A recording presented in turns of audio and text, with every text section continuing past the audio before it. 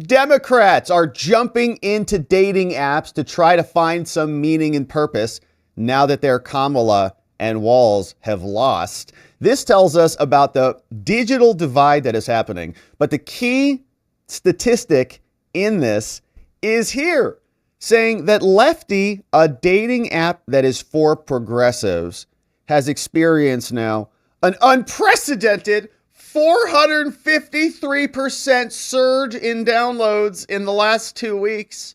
Founder and CEO said, the surge in downloads since Trump's victory underscores a profound shift among progressives who are seeking like-minded partners in a deeply polarized political climate.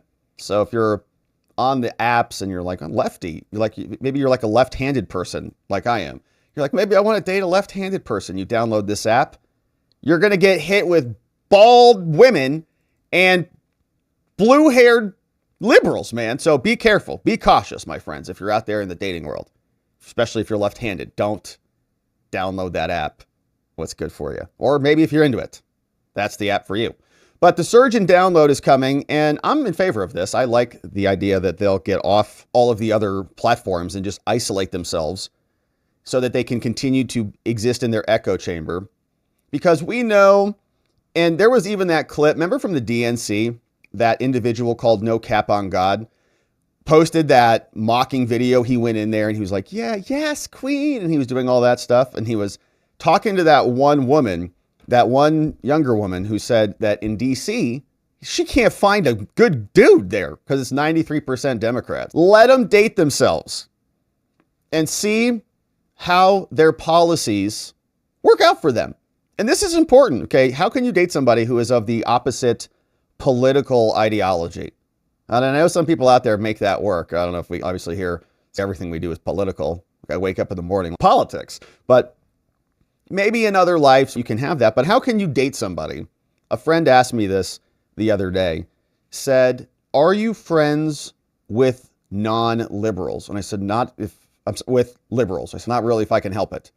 Why would you want to be in a relationship or in a close friendship with somebody who supports a political party that wants you censored and imprisoned, wanted you mandated to do certain things, lock you down, was basically arguing against the existence of your business? If you were somebody in my position, that's exactly what we experienced.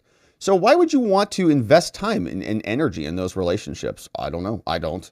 So Lefty, a dating app, is a nice little filter. They can just go over there and they can just date themselves, see how that works out for them. So you can see similarly, it's happening on other social media platforms. Left-leaning apps and other news networks and social media sites are experiencing a spike in engagement.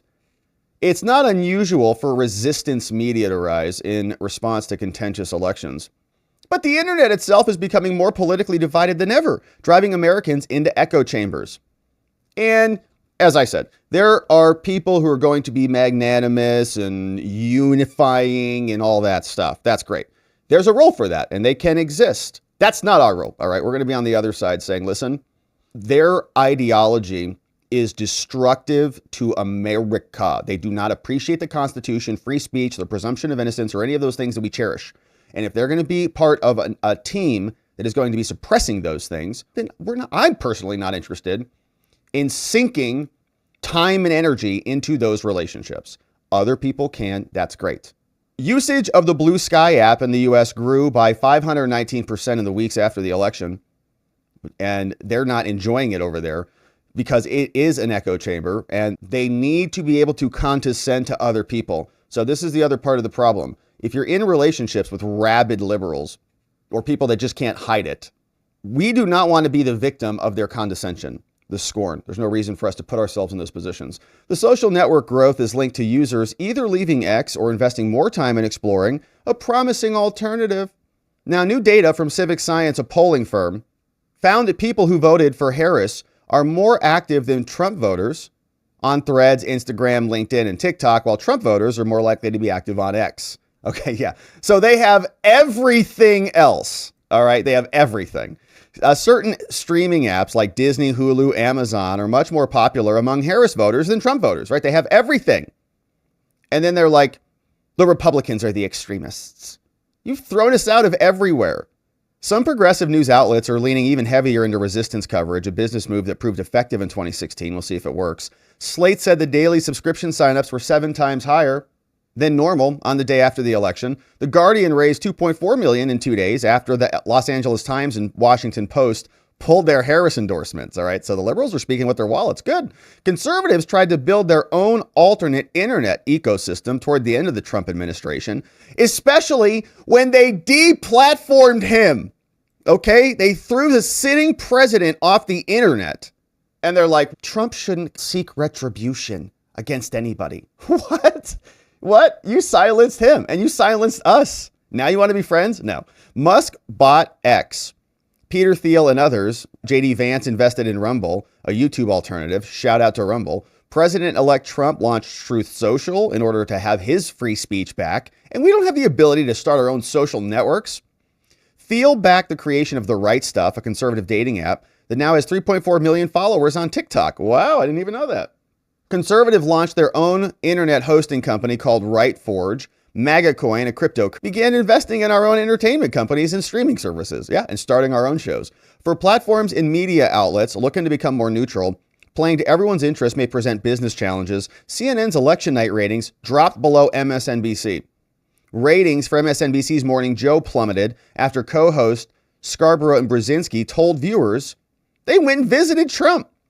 The show drew 680,000 on Tuesday, down from 1 million on average. Wow.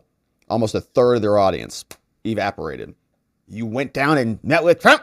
The Washington Post and LA Times both saw subscribers flee in response to orders from their owners. And what's next? Online tribalism will continue. And I think that's right, actually, that it will become more tribalized and people will identify more aggressively along lines. And that might be a bad thing, but I also personally don't want unity with communists.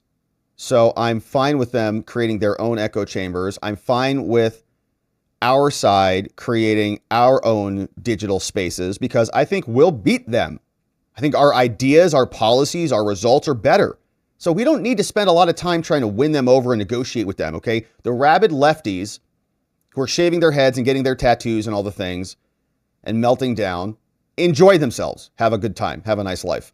But the rest of us have work to do, and we care about actual policy matters that result in real world consequences to improve our lives in reality. All right, enjoy themselves. That's the new app. Lefty is the app. Now, you may have seen this clip. It's a fun one. This is a pretty spicy one. Piers Morgan posted this, but they're also going after each other. And I got to say, shout out to Cenk, who has been all over the place, pointing the finger back at the actual problems in the Democratic Party, which is mainly a refusal to have any self-awareness or introspection at all. Alan Lichtman, the 13 Keys guy, has been melting down repeatedly. I think he got off X, he canceled X, I'm leaving, and then came back and then whatever, and then blamed misinformation and racism for the fact that he manipulated his own keys. Now, the keys are a gimmick, okay, and this has been something that's been tried and true for ages.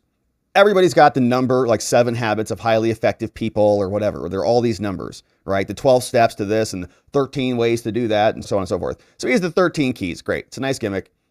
It's always fun. And they can work well. And I think if he would have applied them appropriately, he would have found that Trump would win that election. And he didn't because he's got TDS on the brain. But Piers Morgan brought them on. And this was a fun clip from Cenk against Alan Lichtman. He is a purveyor of a big progressive channel, he would say. But in recent days, he hasn't sounded all that progressive. He's been sounding reasonable, like a Republican almost. He's like, we want to get corruption out of the Pentagon. And you're like, yeah, we do. So why do Democrats not want to do that? Why do they want to just keep giving money away to foreign countries? Here's Cenk and this exchange. Don't blame the voters. I think, look, we could get into this discussion, but one, I think you're blaming the voters. I think that's a terrible idea. Yeah, racist, bigots. Look, I debated Professor Lichtman before. I told him his theories about the keys were absurd. I was right. He was wrong. I said he'd lose his keys. No, you were couldn't not find right, them and before I the was election. not wrong, and that's a cheap shot, and I won't stand for it. Who won, brother? You should not be Who taking won? cheap Who shots won? at me. Who You won? want to make your You point, live make your in a point. total Don't make it world of personal. denial. I read your own followers' comments, and they all trashed you, every one of them, and supported me. Yeah, with right. Your personal yeah, attacks. come find out again. Make whatever point you want. Yeah, Don't look, make it personal. You don't know anything. You don't know You anything. attacked me You personally. You're so deluded. Oh, right.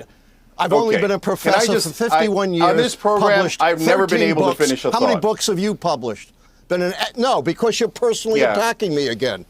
Say whatever you want, but I'm not going to stand for brother, personal you got it attacks. wrong. Say you were whatever you want. preposterously and stupidly wrong. Okay, all right. Can I just Don't finish call a me goddamn thought stupid. ever on this show? No, not if you're Okay, personal. I you proved admitted it. I was wrong. I don't need you to call me stupid. Okay. Can I just say, it's great to see you is that? Democrats Yeah, I all know. getting Who along taught so you well. manners? Yeah, Beers. It's lovely to Unity see is you one come point. together We're again. just Hey, one. Alan. Oh, no. Hey, Alan, you deserve a tall glass of shut up juice, so can you just shut up for a second? Shut up and let juice? someone who knows what Not they're doing if you're so gonna right, personally Pierce. attack You're me. so right. So- We're so united. so- I will not sit here and stand So- for personal attacks, for blasphemy against me. You don't need to do that. You don't boost your Blasphemy ego against you? by Who the hell are attacking you? me Are you like that. Jesus Just Christ, make you your points. loser? Okay, can Make your I points. just give the correct answer for once? Oh, that's great. All right, so that's fun. And Cenk is right. Lichtman and Juan and these guys are blaming the voters as being dumb and misinformed and brainwashed by Elon and being racist and misogynistic and not liking women and all this stuff. And say, hey, guys, not even close. But Cenk is going against the grain on that one, so good luck to him. But it's a fun exchange, and Rosie O'Donnell says she's never going to watch Morning Joe again. She says, I'm done with this, okay? These liberals have abandoned the cause. And this is, as much as we get irritated by the flip-flopping of Joe and Mika and on the Brzezinski show, we know they're fair weather fans, probably CIA or intelligence related. And that is irritating to see people who are so shameless, who will just abandon their ideology. It's if Kamala Harris won, and I'm like, guys, we have to work with Kamala. We're going to go down and talk to Kamala. We actually like illegals and more war, and Zelensky's incredible. You're like, what kind of world is this? But Joe, and you'd be like, that's shameless and you're a dishonest person. Joe and Scarborough have done that, and they just show up on TV like it's nothing. Hey, it's a big deal. What's the big deal? We have to talk to them. Okay, guys. All right. So that's annoying and irritating, but watching that happen is like watching the scaffolding just crumble off the facade of your enemy's building because their support structure is just failing. They would tune in to MSNBC. Like, at least Morning Joe and Mika are going to be consistent. They've been consistent for the last 7 years. No. Boom, legs cut out. That's happening all over the place. Cenk too. And here's Rosie. Here's what she said. Hold, please. So Mika and Joe went down to Mar-a-Lago to kiss the ring. It's the last time I ever watched Morning Joe. Period. End of statement. End of statement. Done. Unreal. Unreal. For months you were telling us he's the worst thing that could happen to this It's country true, they and did. democracy. And then you go kiss his ring? Yeah, they did. Despicable. Oh. Despicable you. Oh. Both of you. Oh, man. So it's going to continue on for a while. And as that scaffolding crumbles, there will be a lot more of that. And they're going to have to resort themselves. And who is going to be the new leader of the Democratic Party? Very upset.